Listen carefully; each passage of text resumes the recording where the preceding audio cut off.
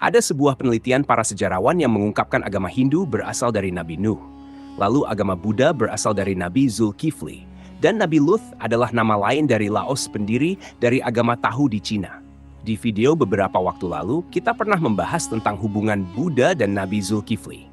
Dan di video kali ini, kita akan coba membahas tentang benarkah Nabi Nuh ini punya hukum gaib dengan agama Hindu. Sehingga kisah Nabi Nuh ada di dalam kitab atau manuskrip Hindu.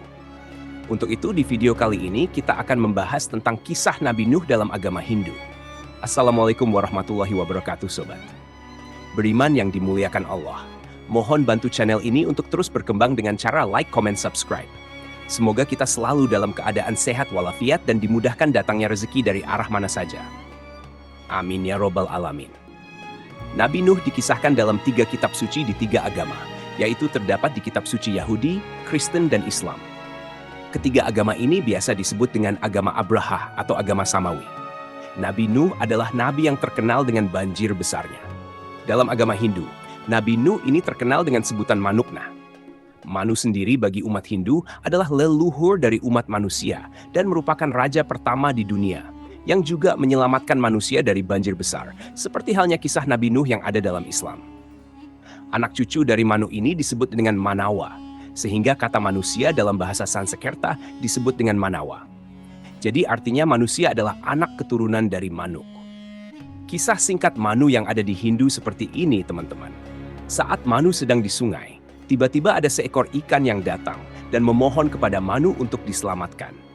Kemudian Manu memasukkan ikan itu ke dalam sebuah bejana atau wadah. Namun ikan itu malah membesar sehingga wadahnya tak mampu menampungnya.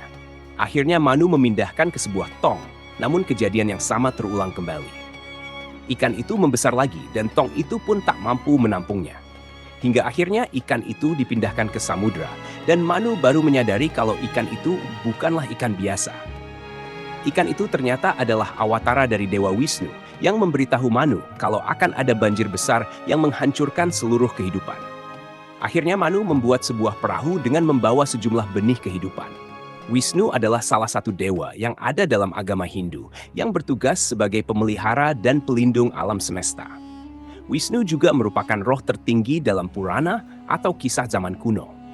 Wisnu ini juga disebutkan bersifat gaib dan berada di mana-mana yang kemudian dibuatlah simbol-simbol atau atribut tertentu yang dipilih sesuai dengan karakternya dan diwujudkan dalam bentuk lukisan, pahatan, dan arca supaya orang-orang muda melakukan penghayatan terhadap sosok Wisnu ini.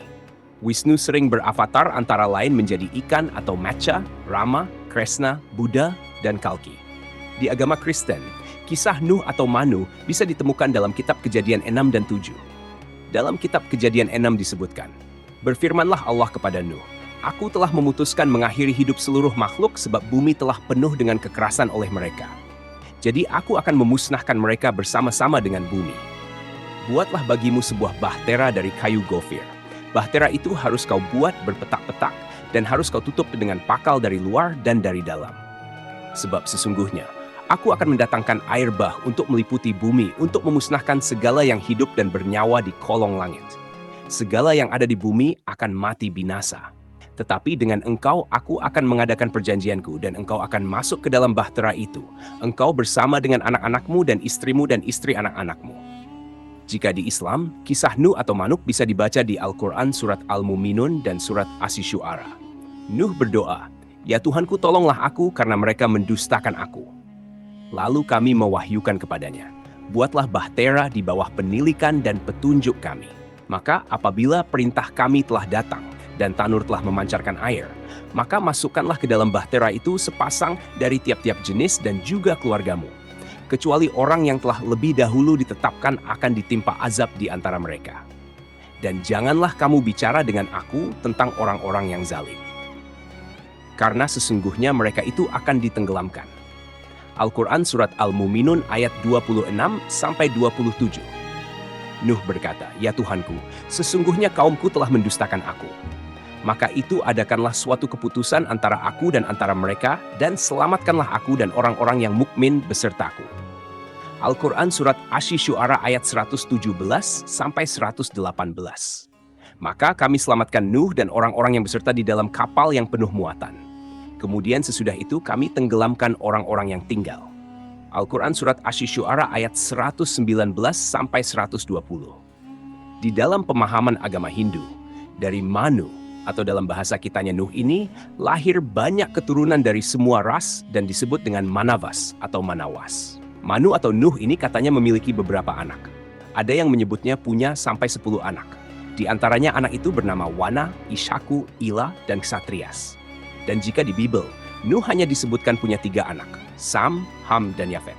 Menurut International Standard Bible Encyclopedia, keturunan Sam menghasilkan bangsa Israel, keturunan Ham menghasilkan bangsa Mesir, Kanaan, dan Arab. Keturunannya sebagai nabi juga memiliki hukum yang oleh umat Hindu disebut dengan Manusmriti atau Law of Manu. Dalam Atharva Veda, Book 20 Him 127 ayat 1-13 dikatakan di sana bahwa tentangkan datangnya Nabi Muhammad Shallallahu Alaihi Wasallam. Di sana dikisahkan dia adalah resi yang naik onta atau unta. Tidak mungkin itu orang India, karena resi India atau Brahman tidak boleh naik unta. Kemudian berdasarkan Subscribe Book of the East, volume 25, menurut manusia, seperti dikatakan di sana bahwa seorang Brahman dilarang menaiki unta atau keledai. Ini tambahan sedikit. Ternyata cerita tentang Nabi Nuh dan banjir terdapat juga di dalam cerita dari Yunani kuno. Dikisahkan Prometheus menasihati anaknya Deucalion agar membuat sebuah peti. Tujuannya sebagai tempat berlindung karena akan ada banjir yang akan terjadi. Usut punya usut, bencana yang dimaksud adalah sebuah hujan yang berhari-hari dan banjir bandang yang kemudian menyusulnya. Banyak orang yang mati karena peristiwa itu, kecuali mereka yang berlindung ke gunung-gunung yang tinggi. Meskipun Deucalion tidak berlindung di tempat tinggi, namun dirinya selamat berkat peti yang telah dia buat. Setelah terombang-ambing selama berhari-hari, maka selamatlah dia dari banjir besar yang menghancurkan banyak kehidupan di bumi waktu itu. Salah satu suku yang ada di Indonesia, yaitu Batak, rupanya juga memiliki kisah mengenai bencana air bah. Kisah ini berhubungan dengan Naga Padoha, seekor ular raksasa yang dipercaya orang Batak zaman dahulu sebagai makhluk yang memikul bumi. Pada suatu hari, ular tersebut merasa lelah akan bebannya dan kemudian melemparkan bumi yang barat ke lautan. Lalu Batara Guru ingin menyelamatkan anak perempuannya dengan mengirimkan gunung ke lautan dan seluruh manusia. Setelah kejadian itu, bumi akhirnya diletakkan di bagian kepala sang ular raksasa agar kejadian serupa tidak terjadi kembali. Sebenarnya ada banyak kisah-kisah kuno dari beberapa daerah dan negara yang bercerita tentang banjir besar itu. Dan secara benang merah, cerita semua itu memiliki kesamaan. Hal ini membuktikan kalau peristiwa banjir bandang maha dahsyat itu memang benar terjadi pada masa lalu. Wallahu alam bisawab. Jadi itulah kisah Nabi Nuh dalam agama Hindu. Semoga kisah ini bermanfaat. Lebih dan kurangnya mohon dimaafkan. Yang benar datangnya dari Allah Subhanahu wa Ta'ala, khilaf atau keliru itu datangnya dari saya pribadi sebagai manusia biasa. Sampai ketemu di kisah-kisah seru yang penuh makna selanjutnya. Saya akhiri. Wassalamualaikum warahmatullahi wabarakatuh.